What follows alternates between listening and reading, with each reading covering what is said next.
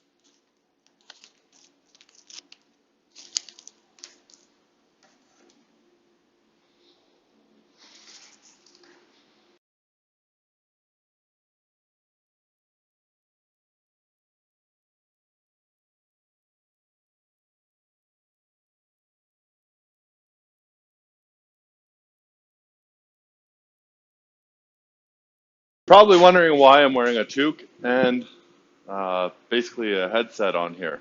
Well, the reason why is so that I can talk to you guys. It's a Bluetooth mic, and it's fucking cold out here in Alberta. Anyway, we're at about minus 21 with a feels like temperature of minus 31. So yeah, pretty cold. Luckily, my garage is heated, but it's just warming up in here. Uh, I did this video before. I lost the footage. So what I did was I made for you guys uh, basically a jig to go onto your pinball machine. However, I don't know what happened to that video, so we're going to redo this video for you guys so that you guys can see. The measurements that I'm going to be going off of will be displayed right here. And Yeah, basically, it's 4 inches up on the front, and then there's a hole, and then 2¼ inches up, there's going to be another hole, and on the rear, it's basically 2 inches up, and there's a hole, and then on basically another 2¼ inches up, there's going to be a thing. So this thing that I'm going to build is going to be reversible. You'll be able to use it like this on the rear, and then you'll be able to use it like this on the thing. So let's rebuild this thing and show you how I did it. So the first thing we're going to do is we're going to make a cut at 8¼ inches. Just grab your tape, 8¼ just like so.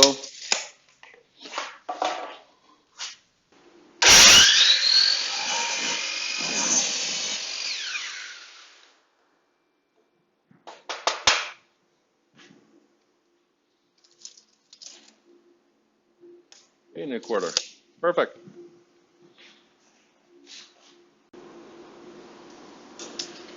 Okay, so we want to set our tri-square to 2 inches. I'm going to set it to 4¼ inches.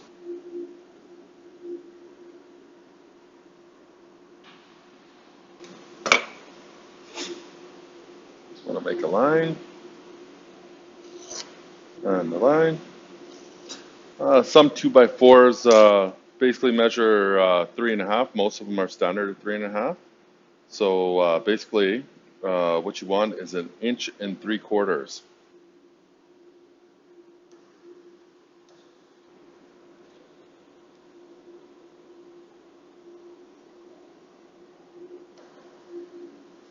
So I like to be exact when I drill, and then just make sure that I'm dead center here.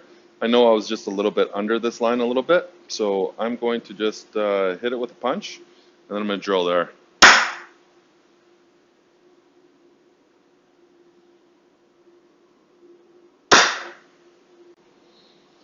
When you grab a 3/8 drill bit, and you want to just drill on your punch.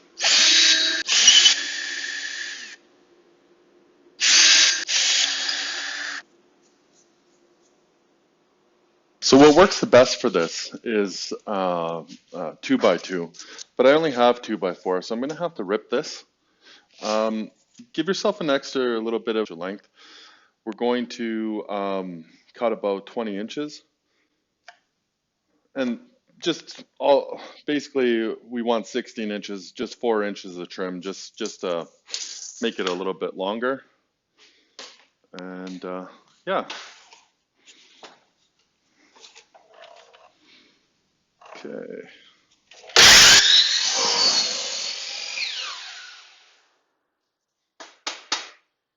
Now we're going to go over to the table saw, and we're going to rip that in half. So 2x4s are 3.5 inches. This one measures exactly 3.5 inches. So that in half is 1.75 inches. Okay, lining up 1.75 inches. Just make sure my fence is straight here. Just measure it off here. So 1.75 inches, 1.75 inches. Perfect.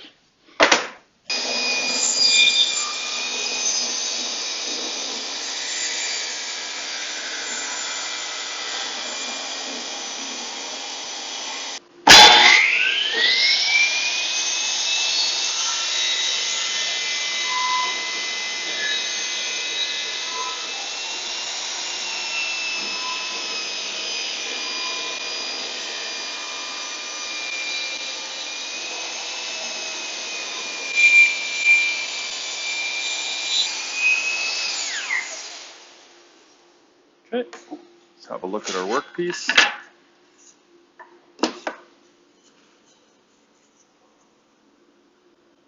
Pretty much exactly what we want.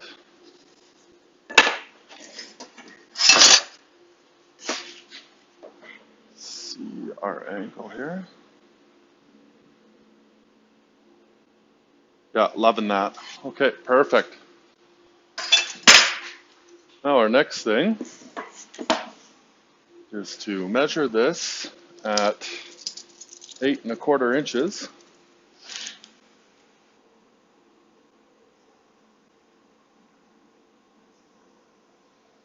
Okay, let's chop her up. Looks good.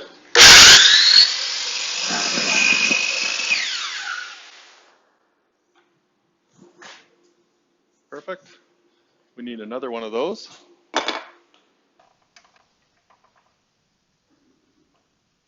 Looks good.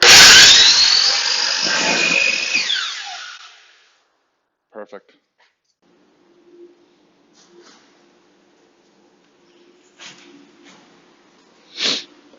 Okay, so you can line this up any way you want. Some people would use glue. Um, I'm just going to quickly do this or whatever, just with a couple brad nails and hope for the best here. So I'm lining up directly in the center of those two holes that we made. And then I'm going to grab my brad nailer and just pump it in there. Okay.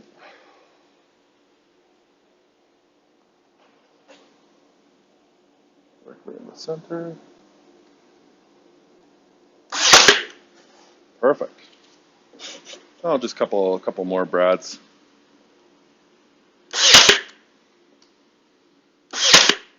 Perfect. Okay. Grab our other one. It should marry straight up with the other one here. Now the only thing that remains is to basically go through there and drill with your hole through there and just kind of clean up your piece here.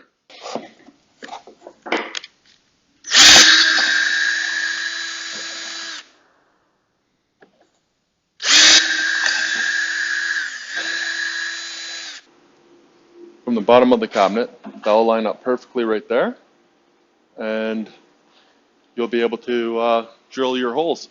One thing to keep in mind, before you drill your holes, go to the side of your cabinet, get yourself parallel like this, and just make a flat side first for your thing using your file, right? I have this triangled one, and this is the exact one that I use for this cabinet here. Just makes a nice little thing, but you could just use a flat side if you want to, and it will make a nice little flat side, whatever, for your thing. I do that first before I drill. And another thing to note, if you had a deckled cabinet like this, what I did was I used tie down straps around the whole thing, and I just put the tie down strap around here and went around the whole cabinet, and then I was able to drill it without just two hands on the drill going perfectly into the thing, and then I was able to drill this. Same thing for the back. The only thing with the back is you want to go and flip this thing upside down, and it will be perfectly where you need to be with the bottom of the cabinet, just like so.